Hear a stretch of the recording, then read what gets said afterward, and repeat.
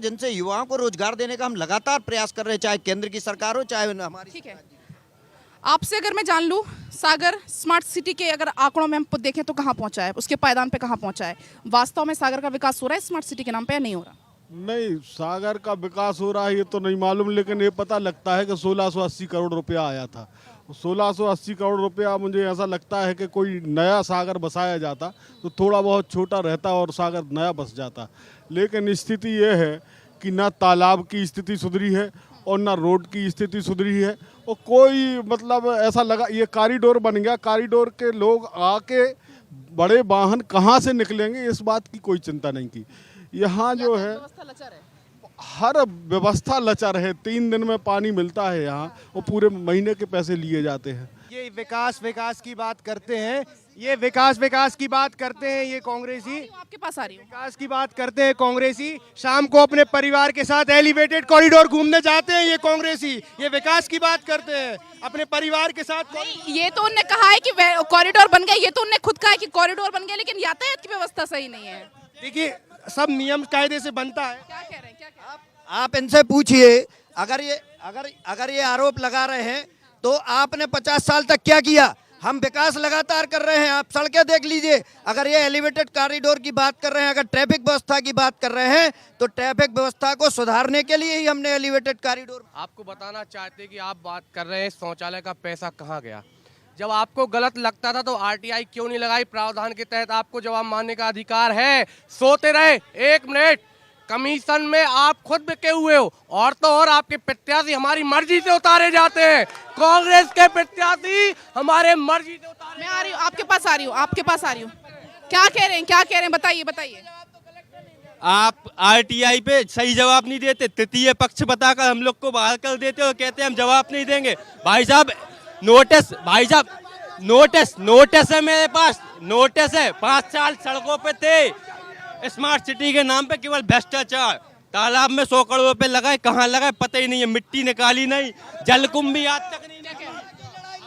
ये जो चिल्ला रहे हैं कि कहाँ लगाए, आप घर से बाहर तो देख के निकलिए।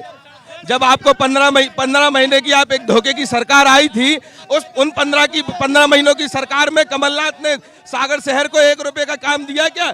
सिर्फ कमलनाथ ने। आप 5 साल कहाँ थे?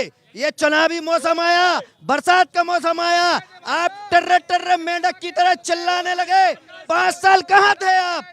जनता आपको इसका जवाब 3 तारीख को देने वाली है। आप दीजिए दीजिए जवाब, दीजिए बैठो, जवाब। अरे दो सुनो, देश के अंदर और प्रदेश के अंदर ये लोग विकास की बात कर रहे हैं कि कांग्रेस ने 70 साल में क्या किया।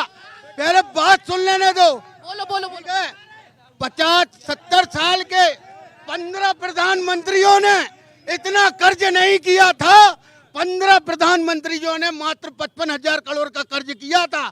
आज भारतीय जनता पार्टी के नेता आका और काका जो बैठे हैं प्रदेश के अंदर, इतना कर्ज वो ये कह रहे हैं कि 15 पर एक भारी, इनको किसी चीज का विकास नहीं दिखता। ये खुद इतने बुजुर्ग हो चुके हैं कि इनने 2003 के पहले की कांग्रेस शासन के सारे कार्य देखे।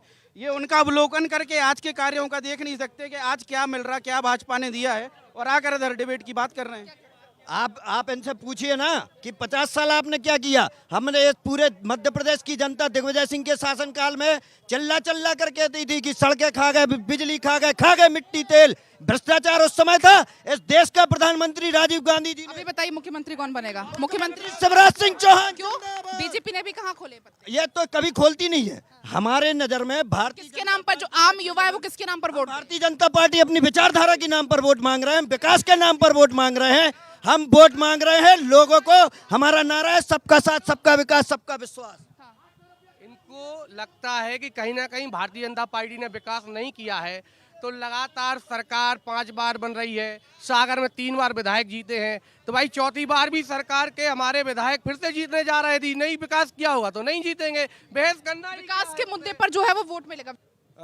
दूसरा मुद्दा ये है कि भाजपा और कांग्रेस दोनों की दोनों ही कोई नारी सम्मान योजना से 1500 रुपये बांटने की बात करता है, कोई लाडली बहना योजना से बात करता है। तो ये पैसा किसका है? ये पैसा टैक्स पेयर्स का है। आप अभी 2000 करोड़ रुपए फिर लोन लिया है, है ना। तो ये कब तक ऐसा पैसा लेके और पैसा, अभी तक आवास बांट रहे थे, शौचालय वो ठीक था, लेकिन अब तो सीधा खातों में पैसा डालने की दोनों पार्टियां बात कर रही हैं। तो ये पैसा किसका है?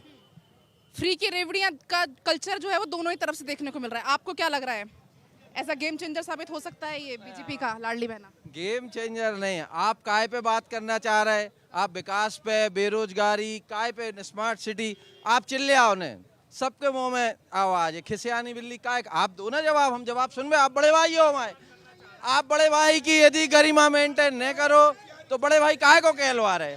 स्मार्ट सिटी में इतने बड़ा पानी भरने लगा है शहर में जो कभी नहीं भरता था।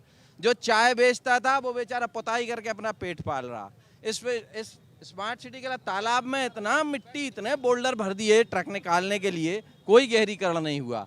युवा बेरोजगार घूम रहा है। भाई साहब, हम 2-4 दिन की बात नहीं कर रहे बड़े भाई सोनी जी, हम तो 15 साल का हिसाब मांग रहे। 15 आप और चिल्लावे से कछु नहीं हुई है। आप रोजगार अकेला ये नहीं होता कि गवर्नमेंट ही जनरेट करे। गवर्नमेंट आज बहुत सारी स्कीम्स लेकर आई है, सीखो कमाओ से लेकर हर चीज का लोन उपलब्ध करा रही है, इंक्यूबेशन सेंटर खोला हुआ है। आप किसी चीज का एक आइडिया लेकर इंक्यूबेशन सेंटर में आइए, अब आना ही नहीं है। बेरोजगारी दर आज सबसे निचले स्तर पे है 4.2, इसके पहले 6.2 थी, इनके समय और ज्यादा थी। अरे कांग्रेस के समय मूलभूत सुविधाओं के लिए जनता लड़ रही थी, उसको बिजली